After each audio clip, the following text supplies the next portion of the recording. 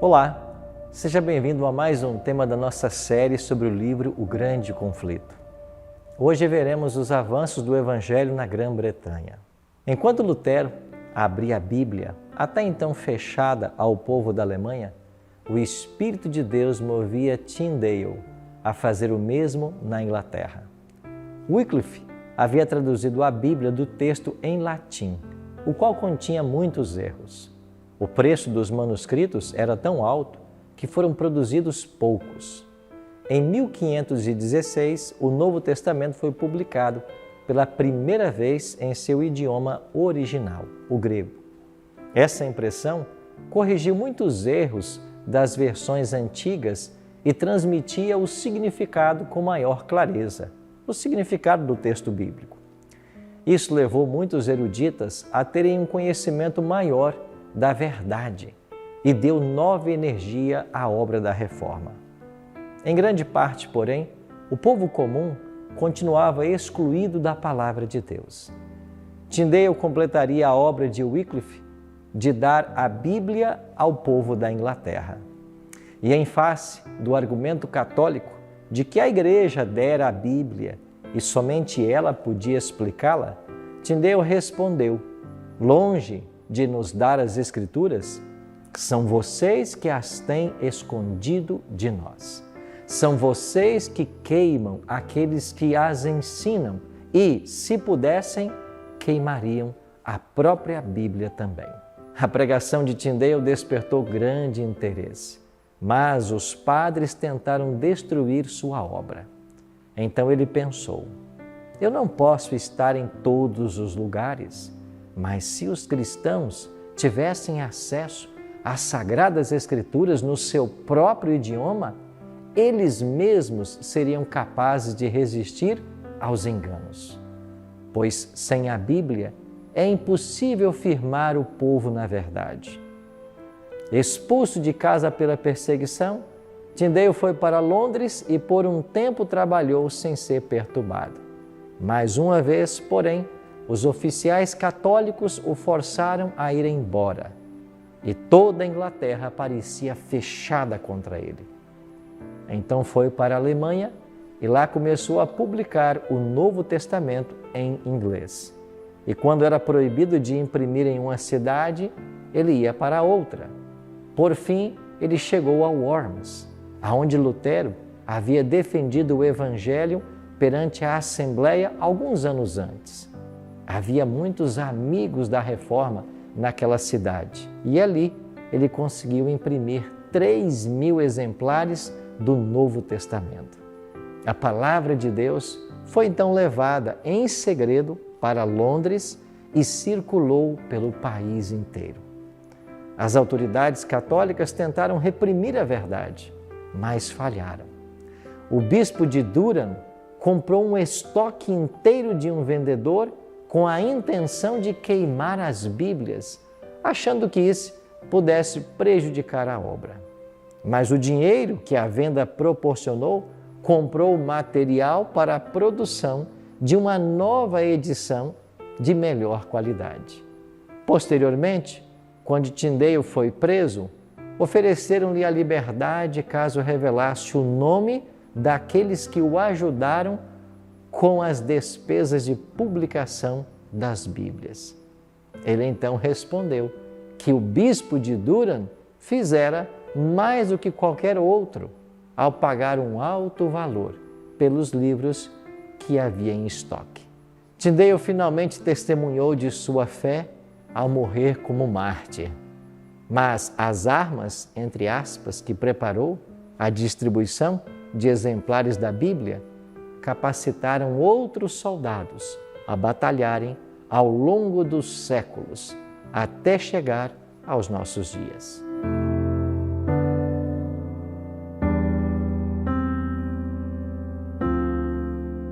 O grande princípio que esses reformadores defendiam, o mesmo dos valdenses, de Wycliffe, de John Hus, de Lutero, de Zwinglio e seus seguidores, era a autoridade infalível das Escrituras. Era pelos ensinos da Bíblia que testavam todas as doutrinas. A fé na palavra de Deus sustentava esses santos homens ao abrirem mão da própria vida na fogueira.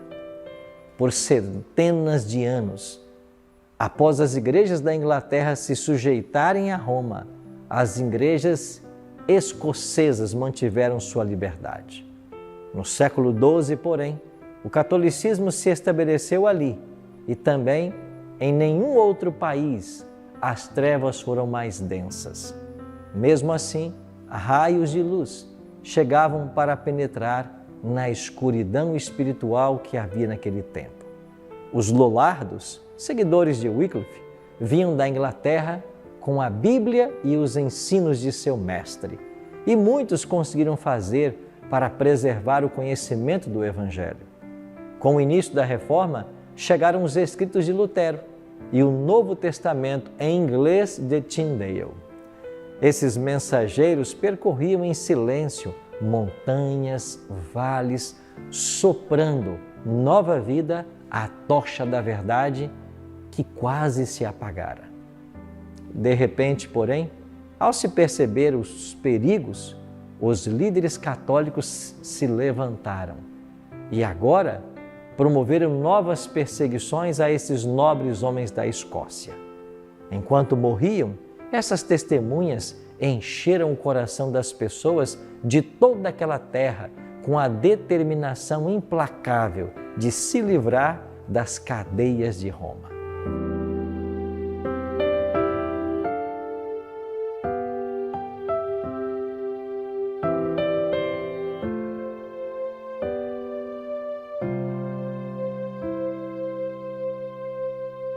A história também fala de Hamilton e Wishart. Com um grande número de outros discípulos, eles abriram mão da própria vida e foram martirizados na fogueira. Mas, das cinzas de Wishart, outro homem se levantou, e a este as chamas não silenciaram. Sob orientação divina, ele daria fim ao poder de Roma sobre a Escócia. Seu nome? John Knox. John Knox se afastou das tradições da igreja para se alimentar das verdades da palavra de Deus. Os ensinos de Wishart confirmaram sua decisão de abandonar Roma e se unir aos reformadores perseguidos. Seus amigos insistiram para que pregasse, mas ele tremia de medo diante dessa responsabilidade. E somente após dias de doloroso conflito interior que Knox consentiu. No entanto, depois de aceitar a posição, prosseguiu com coragem infalível. Esse reformador, John Knox, de coração sincero, não temia ninguém. Quando foi colocado face a face com a rainha da Escócia, John Knox não se deixou conquistar por seus favores, nem perdeu a coragem diante das ameaças. A rainha disse que ele havia ensinado o povo a aceitar uma religião proibida pelo Estado e assim havia transgredido o mandamento de Deus que ordenara aos súditos a obediência aos governantes. Knox respondeu com firmeza: se todos os descendentes de Abraão tivessem seguido a religião de Faraó, de quem foram súditos por muitos anos, eu lhes pergunto, Senhora, que religião haveria no mundo? Ou se todos nos dias dos apóstolos tivessem seguido a religião dos imperadores romanos, que religião haveria na face da terra? A rainha da Escócia, Maria, disse: você interpreta as Escrituras de um jeito e eles, referindo-se aos católicos romanos, de outro. Em quem eu devo acreditar? E quem será o juiz para determinar quem está certo? Knox respondeu: você deve acreditar em Deus, que fala com clareza em sua palavra.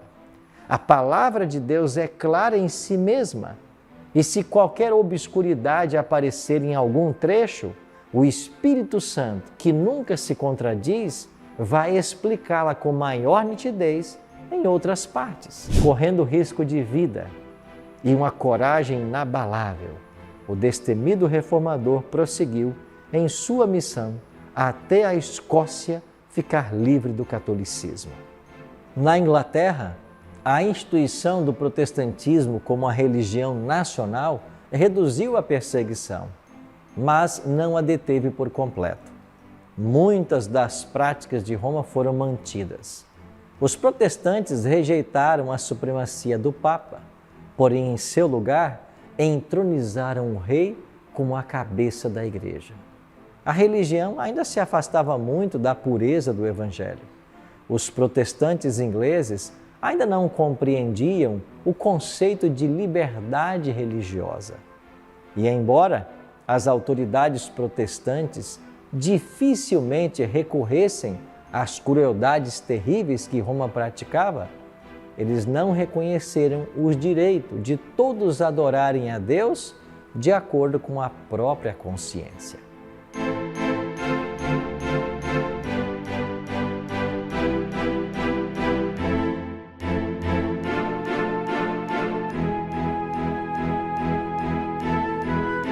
No século XVII, milhares de pastores foram expulsos e as pessoas foram proibidas de participar de qualquer culto religioso que a igreja não aprovasse.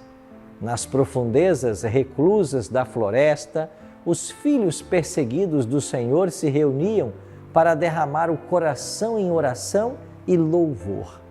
Muitos sofreram pela fé. As cadeias estavam lotadas e famílias separadas. Mesmo assim, a perseguição não foi capaz de silenciar o seu testemunho. Muitos foram levados a atravessar o oceano até os Estados Unidos, onde estabeleceram os fundamentos da liberdade civil e religiosa. Em uma masmorra lotada de criminosos, John Bunyan respirava a atmosfera celestial.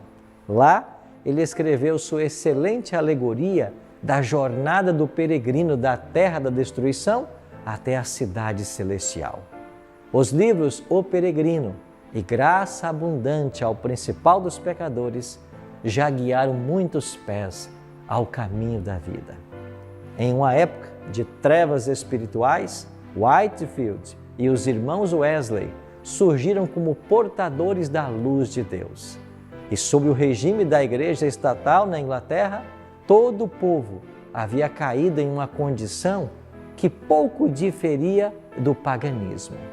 As classes mais altas zombavam da vida piedosa. As classes mais baixas se refestelavam nos vícios. A Igreja não tinha coragem nem fé para apoiar a causa da verdade, que sofria dificuldades. As pessoas haviam praticamente perdido de vista a grande doutrina da justificação pela fé, que Lutero ensinara com tanta clareza. O princípio católico da confiança nas boas obras para a salvação havia assumido seu lugar. Whitefield e os irmãos Wesley buscaram com sinceridade o favor de Deus. Eles haviam aprendido que poderiam conquistá-lo por meio de uma vida de retidão e pela obediência às regras da igreja. Wesley e seus companheiros, eles chegaram mesmo à compreensão de que a lei de Deus se estende aos pensamentos, tanto quanto às palavras e ações.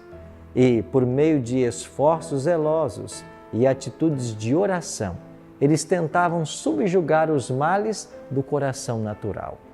Levavam a vida de humilhação e negação do eu, seguindo com cuidado todas as práticas que imaginavam ser capazes de ajudá-las a se tornar santos o bastante para ganhar o favor divino. Mas eles perceberam que seus esforços falharam em libertá-los da condenação do pecado ou de poder quebrar seu poder. O fogo da verdade divina já havia praticamente quase se extinguido nos altares do protestantismo, mas estava prestes a ser aceso novamente pela antiga tocha entregue aos cristãos da Boêmia. Alguns deles, que haviam encontrado segurança na Saxônia, mantiveram viva a fé. E por meio desses cristãos, a luz chegou a Wesley.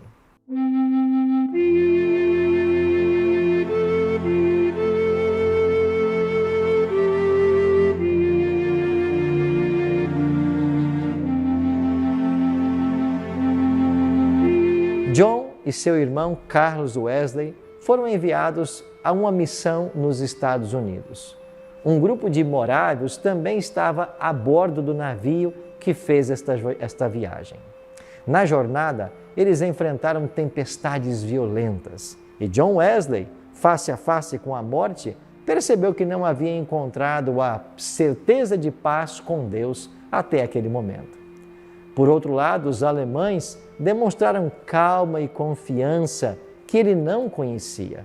Bem antes disso, contou John Wesley, eu havia observado a grande seriedade de sua conduta. Agora havia a oportunidade de ver se eles seriam livrados do espírito de temor, bem como de orgulho, raiva e vingança. E no meio do salmo com o qual haviam começado o seu culto, o mar invadiu o navio, quebrou em pedaços a vela principal e invadiu o convés como se um grande abismo houvesse tragado o navio. Gritos terríveis começaram entre os ingleses e os alemães, os boêmios, continuaram a cantar o salmo com toda a calma. Perguntei a um deles depois, vocês não ficaram com medo? Ele respondeu, graças a Deus não. Então indaguei, mas suas mulheres e crianças não ficaram com medo? E ele respondeu cheio de tranquilidade, não. Nossas mulheres e crianças não têm medo da morte. Quando voltou para a Inglaterra, John Wesley obteve uma compreensão mais clara da fé bíblica por meio da instrução de um morável. E na reunião da Sociedade Morávia de Londres, alguém leu para ele uma declaração de Lutero. E enquanto Wesley ouvia, a fé ganhou vida dentro de seu coração. Posteriormente ele escreveu, senti meu coração estranhamente aquecido. Senti que confiava em Cristo e somente nele para a salvação. Deus me deu então a certeza de que havia limpado os meus pecados, até mesmo os meus, e me salvado da lei do pecado e da morte. Assim, ele descobriu que a graça que ele tanto havia se esforçado por conquistar por meio de oração, jejum e negação de si mesmo, era um presente, sem dinheiro e sem preço. Seu coração inteiro se encheu com o desejo de espalhar agora por toda a parte o glorioso Evangelho da livre graça de Deus. Ele continuou com um estilo de vida rigoroso, negando ao eu. Entretanto, isso não era mais a base de sua fé, mas os seus resultados. Não a raiz, mas o fruto da santidade. A graça de Deus em Cristo se revela por meio da obediência. Wesley dedicou a vida a pregar as grandes verdades que recebeu. A justificação por meio da fé no sangue expiatório de Cristo e o poder renovador do Espírito Santo no coração, que produz fruto em uma vida que segue o exemplo de Cristo. Na época da universidade, George Whitefield e os irmãos Wesley eram chamados desdenhosamente de metodistas pelos colegas de estudo. Um nome considerado digno de honra hoje. O Espírito Santo os instigou a pregar sobre o Cristo crucificado e milhares experimentaram a conversão genuína. Era necessário proteger essas ovelhas dos lobos vorazes. John Wesley não tinha a menor intenção de criar uma nova denominação, mas organizou os conversos por meio daquilo que foi chamado de Conexão Metodista.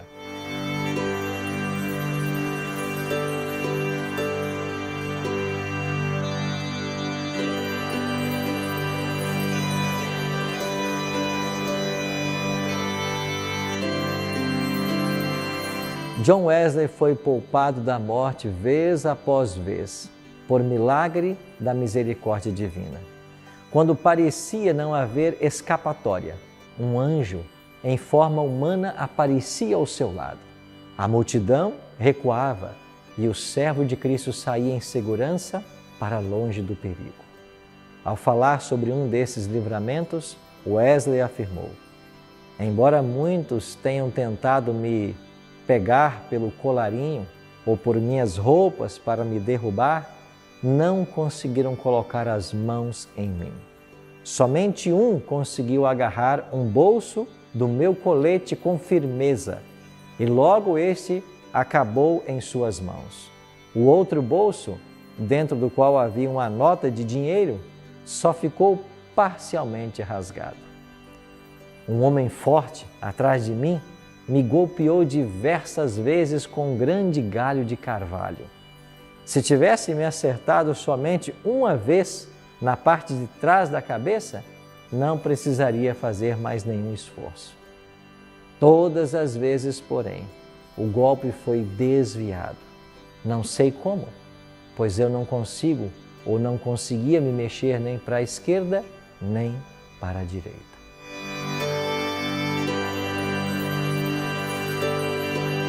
Os metodistas daquela época, eles suportavam zombaria, perseguição e, por vezes, violência. Em alguns casos, as pessoas afixavam cartazes convidando aqueles que queriam quebrar as janelas e roubar as casas dos metodistas para se reunirem em determinado horário e local. Descrentes desenvolveram uma perseguição sistemática contra um grupo de pessoas cujo único defeito era tentar conduzir os pecadores para o caminho da santidade. Até certo ponto, o declínio espiritual da Inglaterra, até essa época, a época de Wesley, era consequência do ensino de que Cristo havia acabado com a lei moral e que os cristãos não tinham a obrigação de guardá-la. Outros alegavam que era desnecessário os ministros insistirem para que o povo obedecesse a seus ensinos, uma vez que aqueles a quem Deus havia escolhido para a salvação seriam levados a uma vida de piedade e virtude, ao passo que os destinados à condenação eterna não teriam poder para obedecer à lei divina. Outros acreditavam que aqueles que o Senhor escolheu para salvar não podem cair da graça, nem perder o favor divino. Isso os levava à terrível conclusão de que as ações ímpias que cometem não são verdadeiramente pecaminosas e, em consequência, não têm motivo nem para confessar seus pecados, nem para se afastar deles por meio do arrependimento. Que triste ensino! Assim, concluíam que até mesmo um dos piores pecadores, que todos considerem uma enorme transgressão da lei divina, não é pecado aos olhos de Deus, se cometido por um dos escolhidos do Senhor. Eles não podem fazer nada que desagrada a Deus ou que seja proibido pela lei. Todas essas ideias foram inspiradas por Satanás, que, entre os habitantes sem pecado no céu, começou a obra de minar as justas restrições da lei de Deus. A doutrina de que os decretos divinos tornam imutável o caráter das pessoas, Wesley rejeitava com firmeza essa doutrina que conduzia a uma vida desregrada. A graça de Deus se manifestou salvadora a todos os homens. Deus, nosso Salvador, deseja que todos os homens sejam salvos e cheguem ao conhecimento da verdade, pois há um só Deus e um só mediador entre Deus e os homens, o homem Jesus Cristo, o qual se entregou a si mesmo como resgate por todos. Cristo é a verdadeira luz que ilumina todo o homem. As pessoas perdem a salvação pela própria recusa voluntária em aceitar o dom da vida.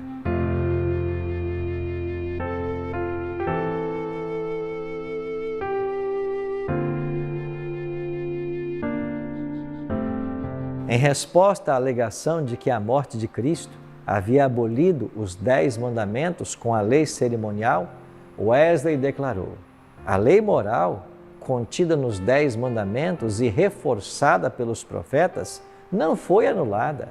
Existe uma lei que nunca pode ser quebrada, pois permanece tão firme como as testemunhas fiéis no céu. Wesley declarou que a lei e o Evangelho estavam em perfeita harmonia. De um lado, a lei abre o caminho continuamente para o Evangelho e nos aponta para ele. Em contrapartida, o Evangelho nos leva continuamente a cumprir a lei como maior exatidão. Por exemplo, a lei requer que amemos a Deus e ao próximo, que sejamos mansos, humildes e santos. Sentimos que não somos capazes de fazer essas coisas, mas temos a promessa divina de nos dar esse amor e de nos fazer andar em humildade, mansidão e santidade, como ensina o Evangelho. Entre os piores inimigos do Evangelho de Cristo, disse Wesley, estão aqueles que ensinam os outros a transgredirem não só um mandamento, sem se importar se é menor ou maior, mas todos os mandamentos de uma vez. Honram a Jesus, assim como Judas, ao dizer: saudações, Rabi, e então beijá-lo. Não é nada menos que traí-lo com um beijo, falar de seu sangue ao mesmo tempo em que se tira sua coroa, fazendo um pouco de qualquer parte de sua lei sob a pretensão de fazer avançar seu Evangelho. Enquanto pregava o Evangelho da graça de Deus, Wesley, assim como o Mestre Jesus, tentava tornar grande e gloriosa a sua lei. E ele viveu o suficiente para ver os magníficos resultados. Eu tive a chance de visitar a igreja onde Wesley pastoreou, sua casa e a sepultura onde ele está sepultado em Londres. Depois de mais de 50 anos dedicados ao ministério, seus seguidores chegavam a mais de 500 mil de pessoas. No entanto, só saberemos quantos foram libertos da degradação do pecado para uma vida mais elevada e pura, mediante os esforços desse homem, quando toda a família de redimidos se reunir lá no reino de Cristo.